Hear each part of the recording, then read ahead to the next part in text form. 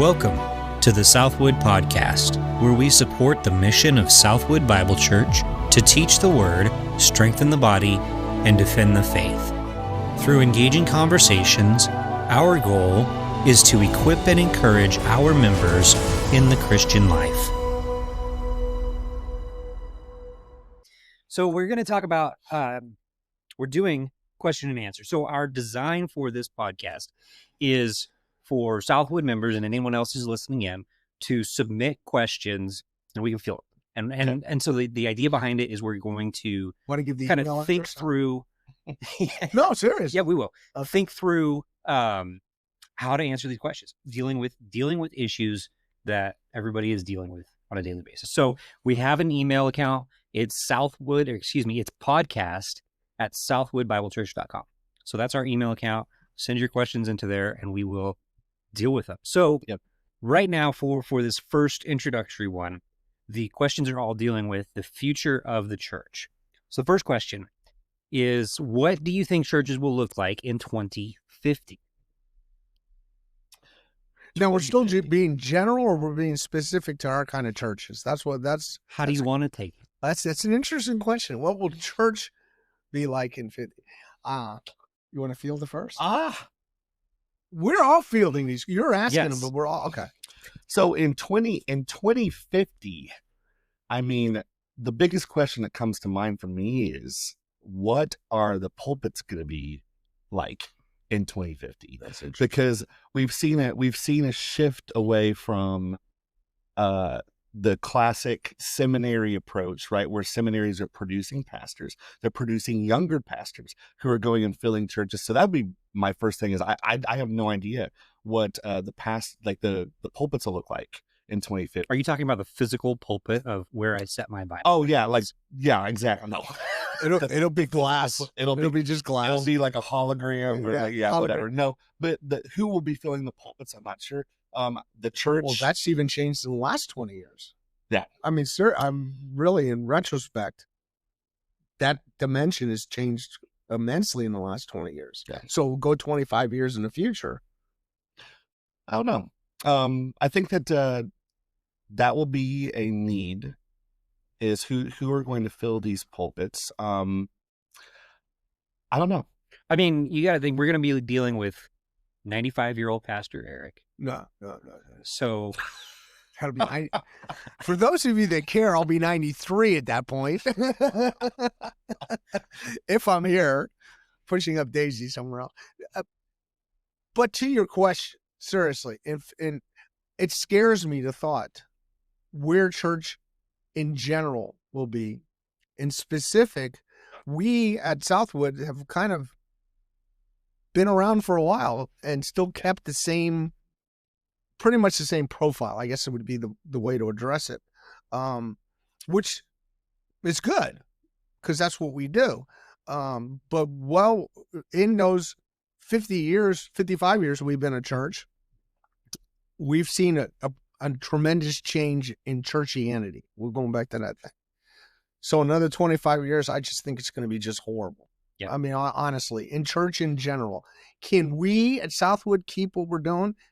That's a good question too, because we gotta have not only the leadership to keep propelled in the same direction, keep the vision that we want. At the same time, we've got to have people buy, and it sounds terrible, like it's real estate, buy into it to keep it running, because a church doesn't function if somebody's not supporting it. And we're not only talking monetarily, we're talking about showing up, because it's really hard to have a church of empty seats. Yeah. So, when we narrow the scope down to more of the conservative Bible churches, just across the U.S., a ton of churches are dying. Right. The majority of these churches are led by guys that are boomers. That generation is the primary leader, the primary pastor in a lot of these churches. There's exceptions to that. Very few. But there's a gap really between like Mike and I, between that 30 years and the 65 plus. There's a gap in there. There's not a lot of pastors in that age range who are serving in primary leadership capacity and at church. And speaking to that, thanks that he's here, and you're here too. Don't take that wrong. And we all showed up. There's no training. There's no model that somebody's raising it. So we've got a lot of 80-year-olds. I mean, they're seriously, you can go to the Schaefer conference, whatever, and a lot of those guys are 70s, 80s. And then you ask, who's going to follow in your footsteps? And they don't have an answer. Now, should we leave it up to God?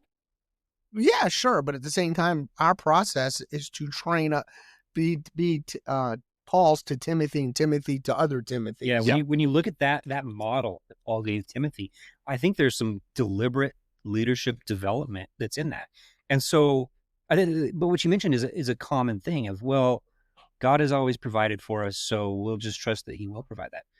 Sure, I understand where that's going, but is that a responsible way to lead and develop your church?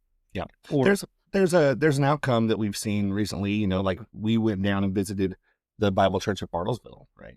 And so, yeah, since we're on the vein of like calling direct things out, like from the last episode we did, but in all honesty, it's something that we should address, because the model kind of there was a pastor that has led that church for a long time, and there wasn't a lot of succession planning and focus on who's going to take that spot, who is going to lead the congregation into the future. And as such, the pastor is, starting to think about that now, but now we're a couple of years out from that time being over. And so there's no one prepared. And so now the church is in conversations of, what are we going to do with our building? What are we going to do with our funding? And is it going to survive? And I think that where they're at is at kind of a crossroads. And that's something that, as you alluded to, that we're seeing more and more. So I've been thinking a little bit more about what will it look like. And I think that with there are some issues that are with the Bible churches now that will be probably in the future as well. You're always going to have your doctrinal issues. You're always going to have, holding to the word of truth issues. But more than that, though, as we move forward into the future, there are other movements happening in the United States. I don't know if we want to go like church at large, but let's constrain it to like the U.S., right? There are other movements that are bidding for the minds of individuals, and they're successful movements. They're very prominent today.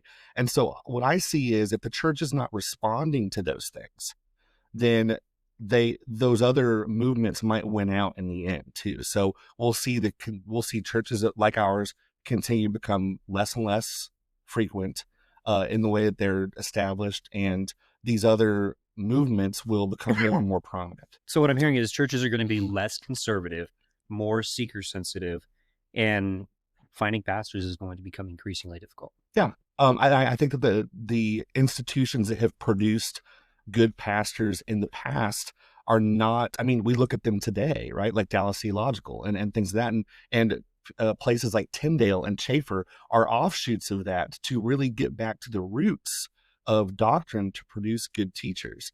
And that was a response to these big institutions that used to fill a lot of pulpits kind of, going to the wayside. And so that's only probably going to get worse. Okay. That transitions perfectly into the next question. Where are future pastors mostly being trained? Where is this training occurring? In 2050. Yeah. In 2050, the seminaries, we've talked about this before. The seminaries are, in my view, as far as quality pastors and content go, are not going to be the places that are driving Bible church pastors in the future, particularly in 2050. It's going to be what we're kind of seeing happening here at Southwood, where we're going to have homegrown pastors that have been sitting under the teaching of the lead pastors in Bible churches and brought up to take the gauntlet on and take it into the future. In that Paul and Timothy model is I think where those pastors are going to come from in the future, if they will. I think there's a bunch of things going on with this question that my mind's kind of traveling through. First of all, training should never be any different than it should always have been, the Timothy model. We call it seminary, which is good if it maintains that, but there still has to be a Paul involved, where there has to be prayer involved. Before you even came here, and then when we started talking and things like that, I was very much in prayer. And one of the things I did tell you, I don't mind investing in you, but what's your plan for X amount of years before we even start that kind of thing? Because I think it's really good for me to have somebody that I can say, here's the pulpit and I trust, kind of thing. So training should start within the local body. There's nothing wrong with him or you, both of you are going to seminary, getting more information in and challenging yourself. Definitely. I should be easily I think what comes to my mind is the process.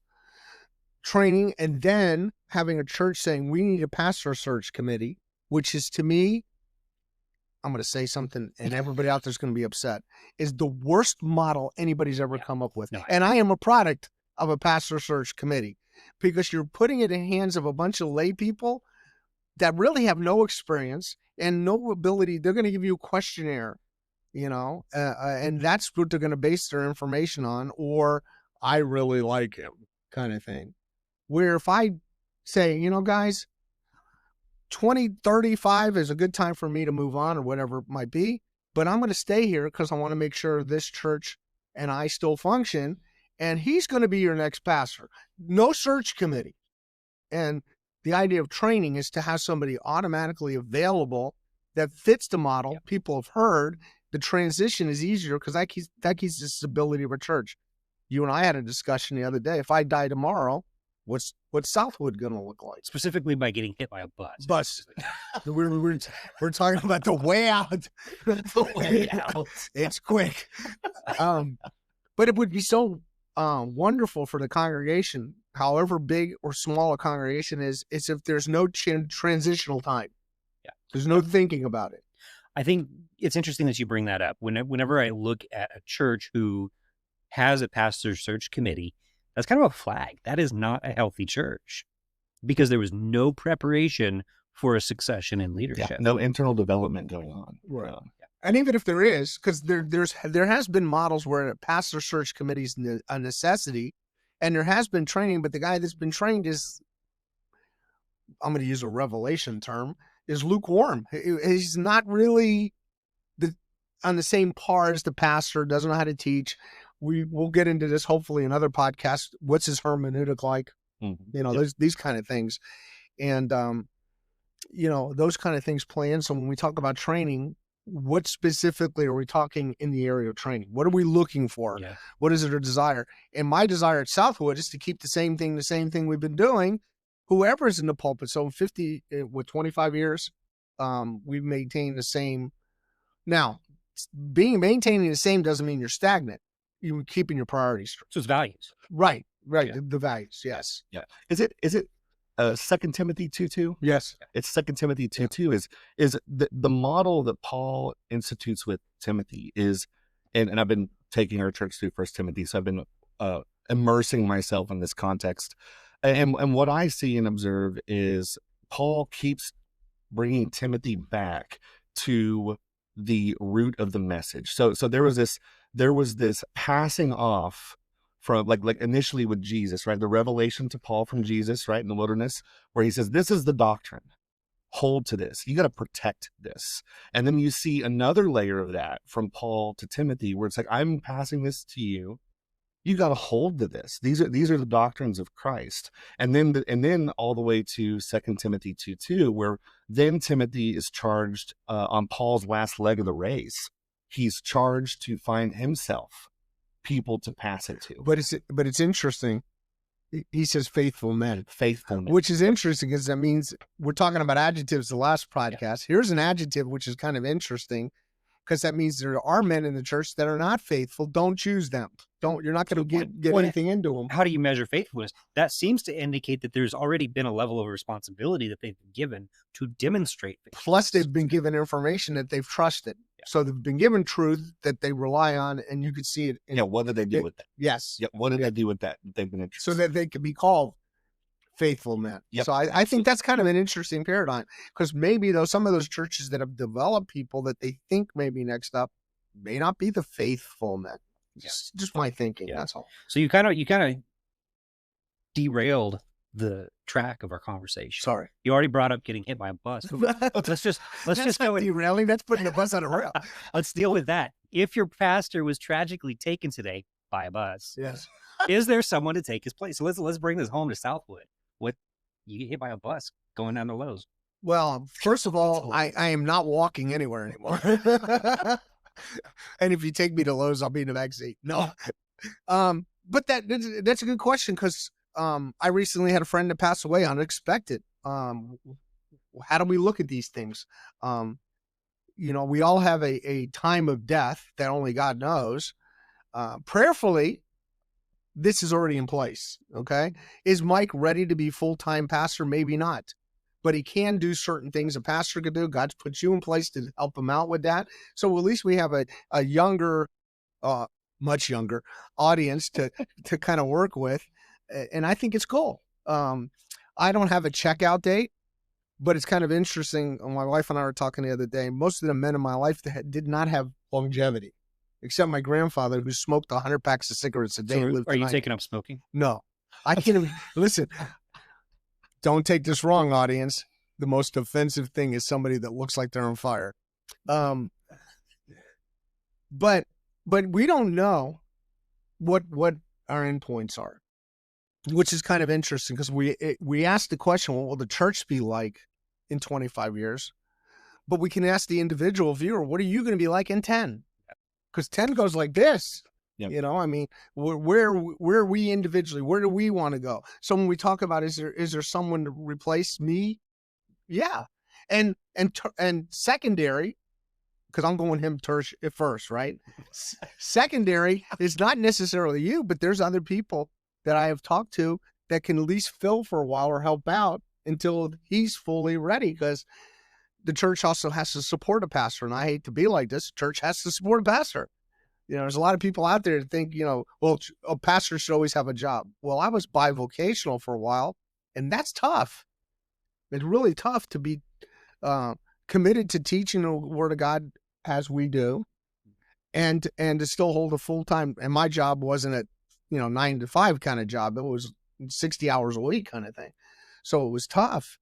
So I want the next person to come in, Mike, that says, I want to be full-time pastor, that they'd pay him appropriately, and, so those things have to always be in play. There's a lot of moving parts, but is there someone ready? In our case, yes. Yeah. And I think that we are set up well because of the attentiveness to the reality that there will have to be a passing of the baton at some point. And so what we've been focusing on, I think the three of us, is just, there are certain things that we're holding to ensure that we protect. And that goes back to, I know that we'll do in the next podcast session that we'll do, right, on mission, vision, values. Right. Who are we as a church at Southwood? And there are certain things that our audience will hear in those mission, vision, and values that are who we are and what we are trying to protect. And so a lot of those values and aspects of the mission are kind of historical Southwood, like what you've been protecting, right? What, and with your tenure in the pulpit, and moving forward into the future, those are the things that we will also protect as well. So like just Andrew and myself, we put a lot of attentiveness and attention to making sure that those tenets of Southwood are protected. And those are important. I mean, right from the text, but those are those core fundamental things that we can't move off of. And it can always call them values, but the core fundamental things, core values. There you go. And with that being said, I don't want to really interrupt, but I just want to add this: is we're passing the baton to like-minded thinkers. That's a good point. That It's not like, he may have, or you may have, different styles of presenting the truth. I don't think that's the case at all. Their PowerPoints are more. I strongly disagree with Andrew's sentiment. No. However, it's not, the change is going to be in the personality, maybe. The change is going to be in the presentation, maybe, but the material is going to still be the same. And the vision is going to be the same. So I think that's important when you say, is there someone to take the place? Yeah. Because again, people have bought in, the few people we have coming here, which is plenty so far that God wants, but they have agreed with what we're doing. So if we change that, there's going to be a flux in what happens. And I always like smooth transitions into whatever, whether it's management and work, or whether it's coaching and baseball or football or whatever. And church is much bigger than both of those. And to have the comfort zone of people knowing, well, we've known Mike for X amount of years. By the time, I'm not giving a number because I'm not going till whenever. but open-ended statement there. But I mean, so Mike's been here 10 years. Eric goes or Eric retires.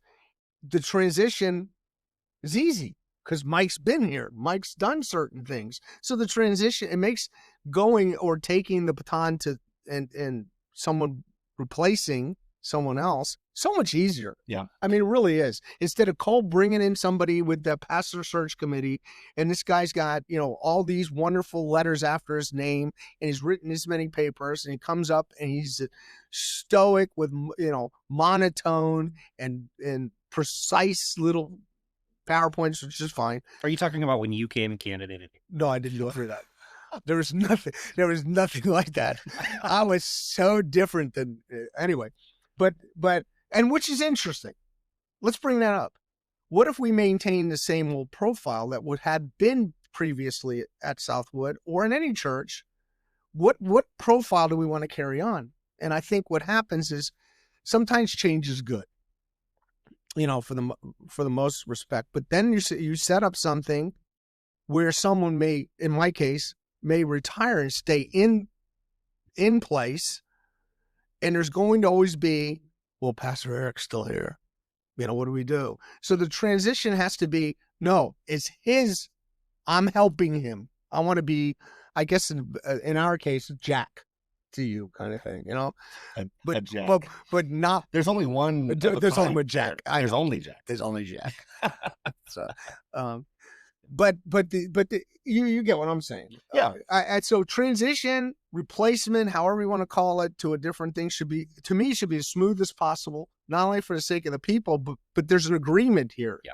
Kind of things. And I want to just to button up on this question, because the original question that we're kind of hitting at here is what will happen if he goes, right? And we've said the bus. Specifically the bus. The title of this podcast is The Buzz. So kind of driving that to that question there, going back around to the Paul Timothy model and what we're doing is we have been setting ourselves up well by I hope that you would consider us faithful men. Oh yeah. And you hit on a really good point. Yes. I put this down in oral agreement. A point that you made earlier is what constitutes a faithful man, and how did Paul know that Timothy was a faithful man, and how is Timothy to know which men to pass the torch to later? And that comes down to content that has been entrusted to someone. Yes. Entrust these things is what the verse says. And so what we've been doing here at Southwood is you've been, which we really appreciate, is you have been giving us responsibility to entrust to us and letting us take that on and start to transition to, hey, we're going to be okay as a church long term because we are raising up the next generation of leaders for this church. And that's a model, going back to the original question, the first two, is that's a model that not a lot of Bible churches have done. Right. It's just been the old status quo. You've got the patriarchal pastor that's just been leading the church, and everyone looks to him. And honestly, even MacArthur's church, where that's the guy. And so I think there's also a fear from the lead pastor of competition. Maybe I'm wrong, and I hope I'm wrong, but some of these guys are so staunch better entrenched in their position. I want to say something else, but in their position, that they don't want to let go of anything. And we're going back to the first podcast. What's the purpose of church? Whose church is this? It's not my church. I have said to people, I pastor Southwood, it's my church. You understand? But it's not my church. I don't own it. I don't possess it. God's given me a gift to be the pastor of this church, and I hope to give the gift to the next guy, kind of thing. I think that's really probably a good question or topic to end on is, how does a church deal with the issue of pasto-centrism? Ooh, wow. That's a big one. Somehow I think that comes under personality disorder.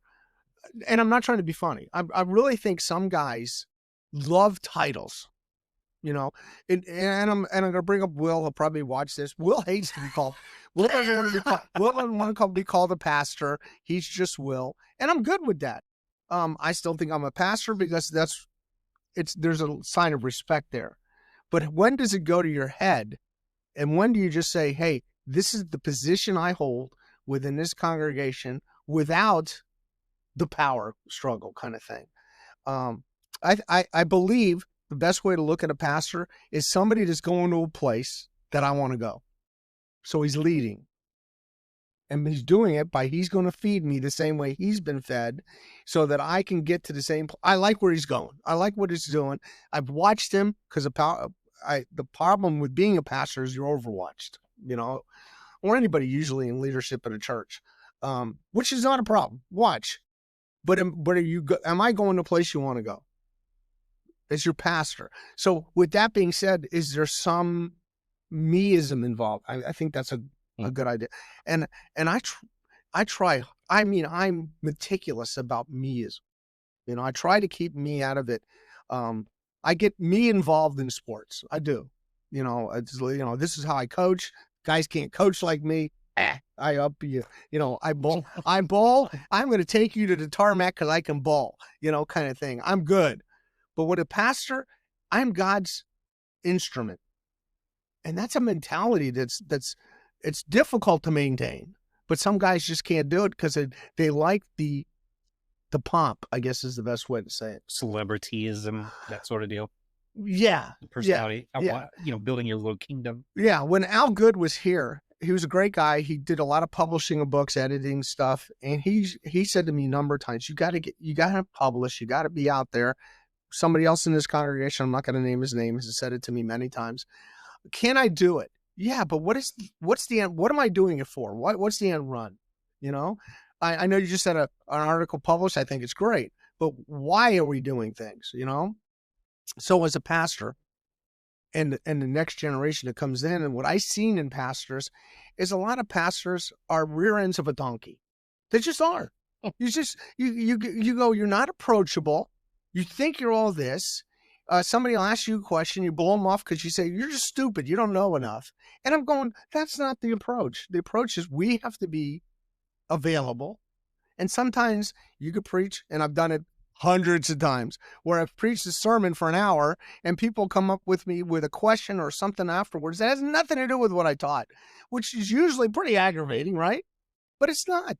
Because people are curious, they're going to you for information, and you got to be accommodating. And you can say things like, we'll address this at another time, or someone, give it to Andrew, we'll put it on a podcast. Yeah. But yeah, the approachability and the humanity of a pastor still has to maintain. So when you talk about what's with pastors, sometimes they become too egocentric. I guess is the best way to say it. Yeah, my comments on this is, pasto-centrism is that a word? It is now. It is now. I was good. I almost sound well read. Yes. Put it on. Not quite, almost. We could put it on Wikipedia and they'll believe it. That's all. I'll add it to the dictionary. Oh, my word document. That's it. It's now a word. But yeah, pasto-centrism, we're going to go with that. But in dealing with that, it's, you guys have touched on kind of the what can lead to that. And the thought processes behind that. But really the role of pastor, and I keep going back to that Paul Timothy model, is Paul understood that he was a steward. And he understood that the content that he was stewarding was important, and it was never about him. And when it came time for Paul's time to expire, and he was imprisoned in Rome, and he was about to have his head cut off, what was most important to him was the faithful student that he had. Would carry on that legacy. And the legacy wasn't about him. It was about the content of what he lived for. And that's kind of the most important aspect of just what we're doing with the organization of the church, like here at Southwood locally and at large, is it's not about like who wrote what book and who did the best sermon here. It's about, are we preserving the content, and are we making a stand for the truth and protecting these doctrines for future generations? And I think that we are doing a good job here at Southwood of holding that line with the development that's been happening with Andrew and I, and with you leading, and also allowing for us to assist in leading to where there can be that smooth transition. So, okay. All right. Well, I think we hit some good questions. Again, the intent of this is to field questions from people at our church and whoever's listening. So send your questions in, podcast@southwoodbiblechurch.com. All right. That's good. We'll see you next time. See you next time. All right.